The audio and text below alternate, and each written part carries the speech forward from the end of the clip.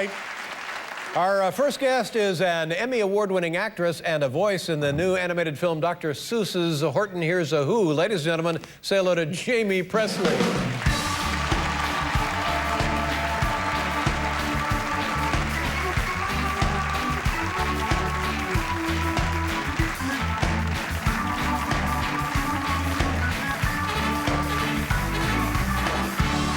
Hi, Jamie.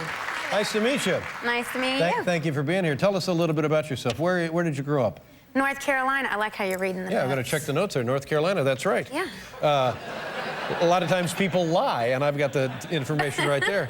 And what was life? You spent all your life down there as a kid? 15 years in North Carolina and then 15 years in California. Yeah, and how did you get to California? You're doing great. Yeah, I know. I'm nervous because of the audition.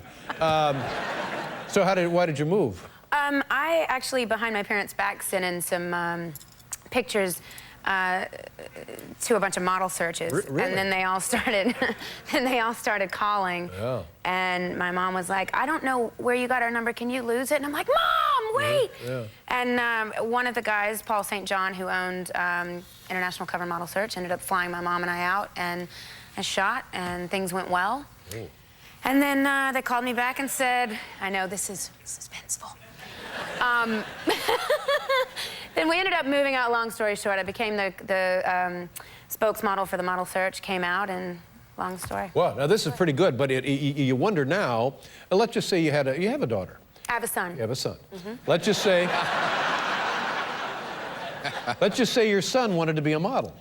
And he started doing this when he was like 10 or 12 years old. That'd probably make you crazy, wouldn't it? Yeah, I wouldn't allow it. Yeah. But mom said okay, and so you packed up, you moved to California, and started as a model. And then you worked in you worked in Japan, in Tokyo. I went to Japan when I was 15. Mm-hmm. Along with mom, I would hope. No, I Really? actually.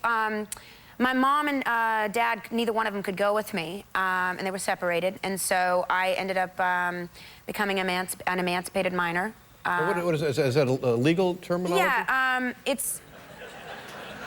No, I've never heard it. I think I know what it means. It's the same thing, except this was on good terms. You know what Macaulay Culkin did? He divorced his parents. I didn't do that. Mm-hmm. My parents signed it willingly so that I could go and not have to worry about child labor laws, because you technically, by law, a kid can't just get out of school for no reason and go on a contract in Japan at 15. Yeah. So they said, okay, it's okay for our daughter to go to Japan. Now, when you were in Japan, did you go to school there at all, or you just worked? No, I came back and went into independent studies once I was done. Wow, that's a very exotic life for a kid, isn't it? Yeah, but I was very headstrong and independent at a very early age, and I was well taken care of while I was there. And I actually turned out to be the,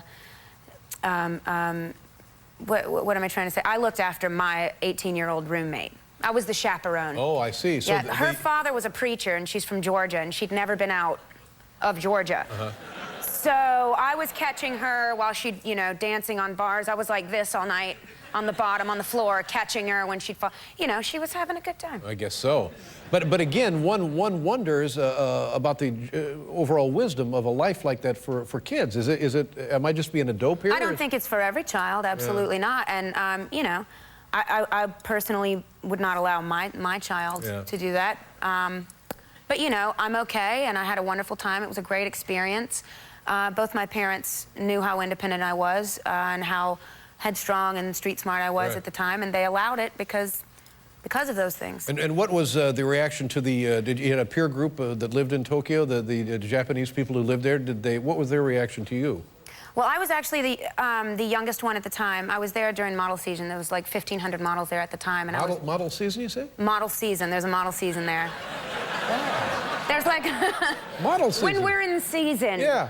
When they introduced the new models, so they introduced the new it's when, there's a model season in Italy, there's one in Japan, there's one in, there's one in, like, Osaka, Japan, one in Nagoya, one in, there's... This is crazy. I had no idea, and you're experiencing all this as a kid. That's remarkable. Yeah, I would get up at 5 in the morning, like if I had a job, I would get up at 5 in the morning, get on the subway, then get off the subway, get onto the train, take the train, then you get off and you get your little map out and you walk to where you needed to, Wow. Yeah. Wow. I wasn't allowed to trick or treat. It just goes to show you, different culture. Well, anyway, congratulations on the little boy. How old? The little boy is like 10 months old? Yeah, 10 years. Lord, he's just... Well, don't, you know, you're saying 10 that, months. but before you know it, it'll be 10 years, that's the by thing. God. I can't, it's at this point, like, you're ready to get pregnant again. I can't even believe I'm not. Are you? Oh, okay, because I can no. adjust the chair. No. No, I'm fine. I love that joke. No, no, he's 10 months old tomorrow, actually, and he's crawling and pulling up all over the place. It's amazing. It's exciting, isn't it? It's really exciting, and like you said, they, you know, all the things that you hear, like they grow like a weed, and all, you're like, ugh, but then it happens, you know, absolutely. and they grow up before your eyes. And you're the father of the boy. You two are not married, I understand. No, we are engaged. There are no wedding plans as of right now because we're extremely happy with the way things are. Right. And you almost feel like that's your situation too, correct? Yeah.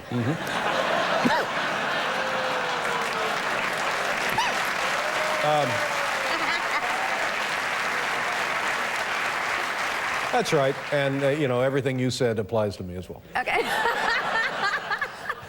Look, Goldie Hawn and Kurt Russell are the only people in my business that have actually worked out, and they have never gotten married, and they've had an amazing life. And not that I'm trying to, you know, mock them by any means, but I will definitely use them as an example so that everybody shuts up. Yeah, sure, why not? And you do whatever you want to do. It doesn't make any difference to anybody. You know? Well, the thing is you would think not, but then everybody during every press line, and I could go on 10 press lines a week, and they still ask the same question. The same person wins the wedding, and it's like, I didn't have an answer yesterday, and I don't have an answer today. And, well, P.S. by the way, it's not none of your business. Right. Yeah. But now Get 'em. Exactly. It almost feels like they're trying to set you up to put you down. Like they want you to get married so they can get you divorced. Pull the rug right out from under you. Right. Yeah. And a member of my family at one point on this topic said to me, "Your child will grow up to hate you." No. And I said, believe me, there's so many other reasons the child will hate. That, not even going to make the list. No. Yeah. As long as your child has two parents, whether they're together or apart, that love him or her, and they're as long as we're happy, our kids are going to be happy. Yeah, and they will adjust to the constant bickering. Absolutely. Well, congratulations on the Emmy Award. Thank you very much. I had a great year. Yeah. My name is Earl, and the show is out of production like every other show because of the writers' strike. It was, and then we went back 2 weeks ago, and it was like the writers were like in straitjackets over the strike because they came back and they're writing with a vengeance. Yes, bursting to be funny. Oh my God, but they're hilarious. The scripts are bigger and better than ever. Bigger scripts, wow. Yeah, which means 14-hour days. Yeah, you ought to see much bigger. They're magazine size I mean, now. like there's more stunts and there's more this and that, and we're all like this, like really? You know, because like 14-hour days is a lot. Yeah, it's a long shoot. It's a tough life anyway. It takes forever to make those shows, doesn't it? We shoot like a mini film every week. That's I mean, it really is a project. And you've written a book, is that right? You've written a book? And somebody, in a recent magazine article, they said I wrote an autobiography. I'm 30, who gives a damn? Well, I do. I'm it's deeply... not an autobiography. Oh, not a, what is it? Maybe when I'm 50, 60, I'll write one of those. Is it a book about Lincoln? It's like short stories. Short stories. And yes, from my life, but I changed all the names, and they're funny, and some are heart-wrenching, but they're all true stories. But why change the names? Because I wanted it to go under literature, as opposed to autobiographical. Oh, yeah, okay, Right. yeah.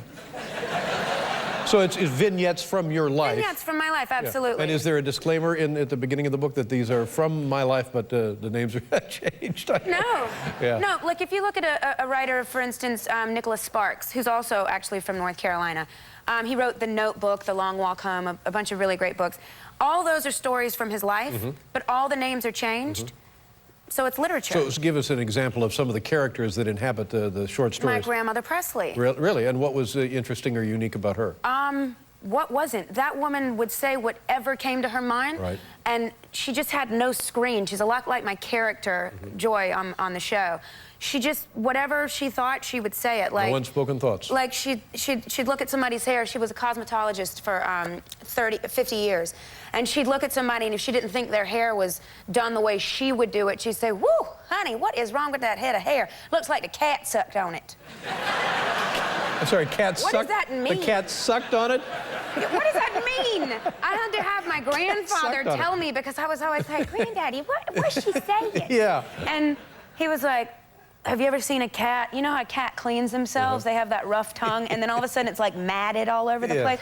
That's what she meant. Or, honey, men are like parking spaces. All the good ones are taken. The only ones left are handicapped, so you just need to settle down and find one. Oh, my God. But she would tell me that at 17, like I needed to settle down at 17. I'm like, Grandma, people don't do that. That was in your day. Yeah. So she was very colorful, this woman. Colorful, oh my Lord, like the day is long. How long did she live? Of course, she and I didn't get along very well because she would come at me and I'd go right back at her. I have a lot of her spunk in me, though. She passed away 5 years ago, of course, on Valentine's Day. Oh, well. No, that's something she would do. She passed away and I went...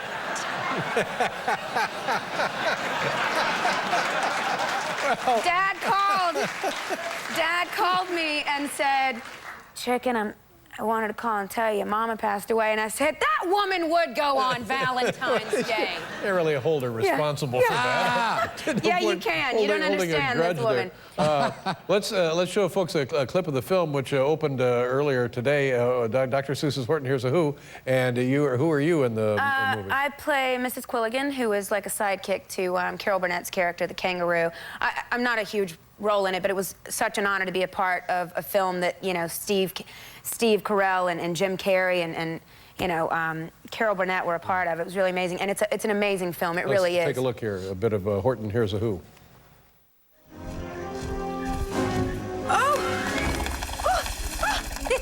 This elephant, he's crazy. Oh my goodness.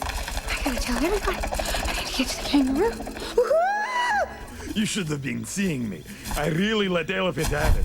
I chase him, I torment him, I break him into a million little elephant pieces. It was thing of beauty, really. My best work. Classic Vlad. And the clover? Clover is finished. No way in million years Horton find it. Read my beak. Clover is gone forever.